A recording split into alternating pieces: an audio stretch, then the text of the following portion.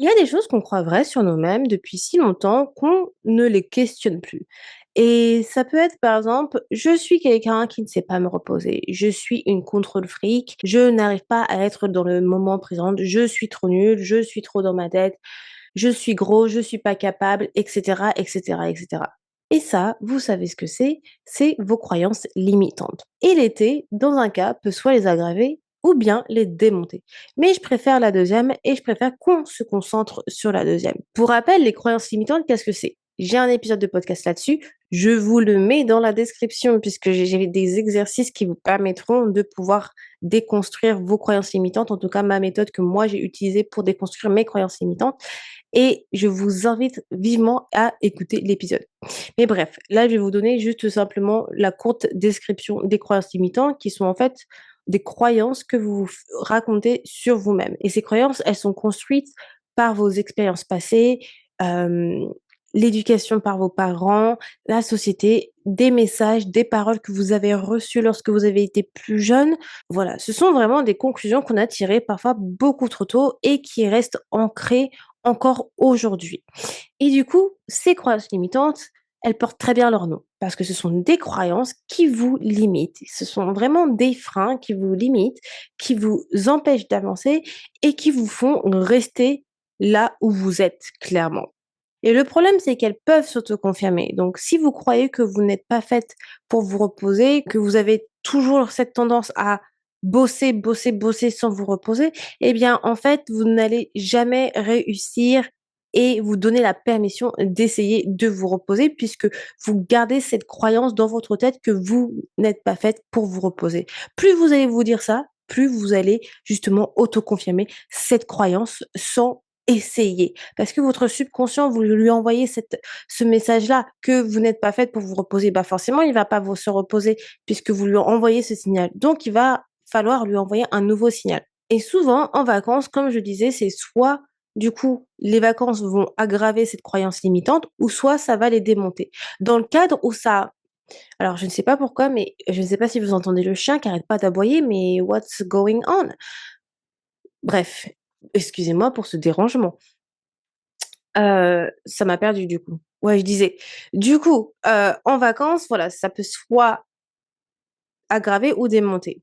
Et dans le cas où en fait ça aggrave la croyance limitante, je dirais, c'est plutôt du coup pour les personnes qui ont cette tendance à se dénigrer physiquement et du coup, en vacances, ça va accentuer cette croyance, par exemple, à cause de la comparaison aux autres et parce qu'on va penser au regard des autres. Mais dans un autre cas, l'été est l'une des saisons où ça peut très bien justement, démonter ces croyances limitantes. Pourquoi? Parce qu'en fait, le cadre habituel, hem où vous êtes d'habitude, il va disparaître. Vous allez être, justement dans un cadre complètement différent et c'est dans ce nouveau cadre-là que, bah, vous allez pouvoir voir que cette croyance n'est peut-être pas vraie et il vous suffisait peut-être simplement d'un cadre nouveau pour pouvoir déconstruire cette croyance. Par exemple, si vous pensiez que vous arrivez jamais à vous déconnecter et que dans votre cadre habituel, vous êtes tout le temps connecté à votre téléphone, mais vraiment. Et ça vous a du coup, ça a confirmé dans le cadre habituel que oui, vous êtes addict entre guillemets à votre téléphone. Mais en vacances, si vous vous retrouvez justement à passer des matinées sans votre téléphone, à passer des soirées sans votre téléphone, est-ce que ça confirme votre croyance limitante que vous avez dans votre cadre habituel? Non, au contraire, ça vous prouve que vous êtes capable de vous déconnecter. Et là, petit à petit, ça déconstruit votre croyance parce que ça vous prouve le contraire. Et à partir du moment où vous prouvez le contraire à votre cerveau, eh bien, c'est là qu'il va commencer à déconstruire la croyance. Mais bien évidemment, il ne lui faut pas simplement qu'un exemple, il faut que ça soit quelque chose de constant.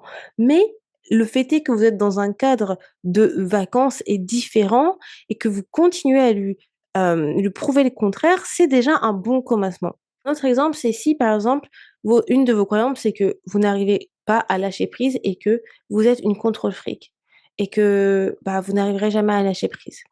Eh bien, en vacances, si vous vous trouvez à passer une journée où vous êtes en total lâcher prise et justement que vous profitez de votre de votre journée en conscience, avec les personnes avec qui vous êtes, à profiter auprès de la plage et que vous pensez à rien d'autre qu'être dans le moment présent, ça déconstruit votre croyance limitante que vous ne pouvez pas lâcher prise et que vous êtes une contrefrite puisque en fait, vous êtes en totale conscience de profiter avec les autres sans penser à autre chose que de profiter. Et ça, je trouve que c'est souvent une croyance justement que nous, les entrepreneurs, on déconstruit pendant les vacances. Parce que quand on est entrepreneur, c'est difficile de lâcher prise puisqu'on essaie toujours tout de contrôler au niveau de notre entreprise et cetera.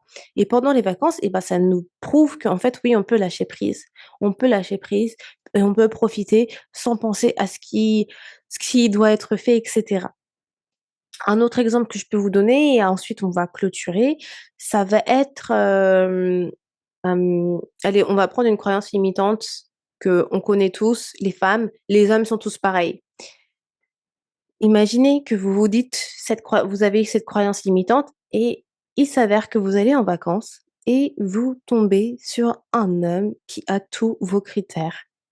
Eh bien, cet homme-là, il l'a déconstruit en une seule rencontre, votre croyance limitante que les hommes sont tous pareils.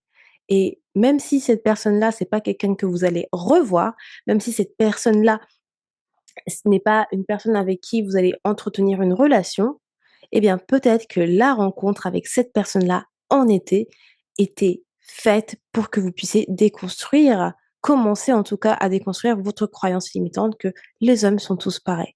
Puisque je peux vous dire que dès que vous rencontrez un homme qui au contraire, est complètement différent des hommes que vous avez, en fait, rencontrés dans votre passé, ça change toute la perception, clairement, ce que vous avez sur les hommes. Je peux vous le dire parce que je suis passée par là et clairement, il a suffi d'une seule rencontre pour que, en fait, je me dise: «Ah ouais, en fait, non, les hommes sont pas tous pareils».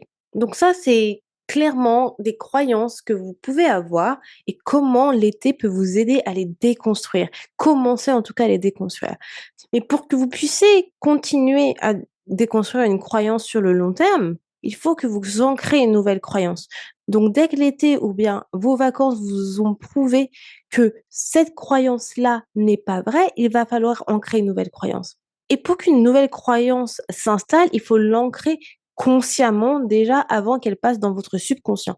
Puisque la conscience, elle fonctionne, vous avez le conscient en haut et ensuite le subconscient.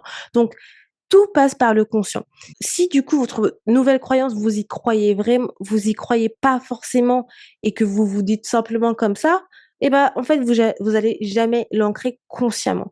Et c'est pour ça que les affirmations positives, ça ne fonctionne pas pour tout le monde parce que certaines personnes se disent des affirmations positives simplement pour dire des affirmations positives, mais elles n'ancrent pas les affirmations positives.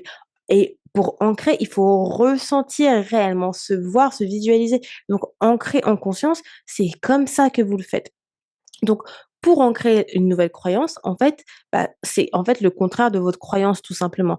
Mais quand vous ancrez une nouvelle croyance, j'aime utiliser justement des mots positifs et pas de la négation. Donc vous cherchez du coup le positif de votre croyance limitante et vous le dites consciemment, vous visualisez consciemment et vous l'ancrez à voix haute.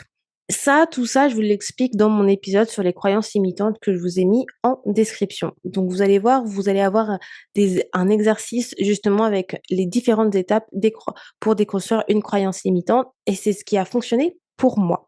Voilà les amours, surtout ne laissez pas vos croyances limitantes vous empêcher d'avancer, vous empêcher de vivre. Vous pouvez très bien les déconstruire et il est important de les déconstruire. C'est une étape dans votre développement personnel auquel vous devez passer pour pouvoir vous épanouir, puisque clairement, ce sont vraiment des freins à votre épanouissement.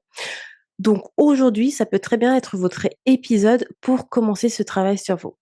Voilà les amours, moi je vous dis à demain pour un nouvel épisode. Ciao tout le monde!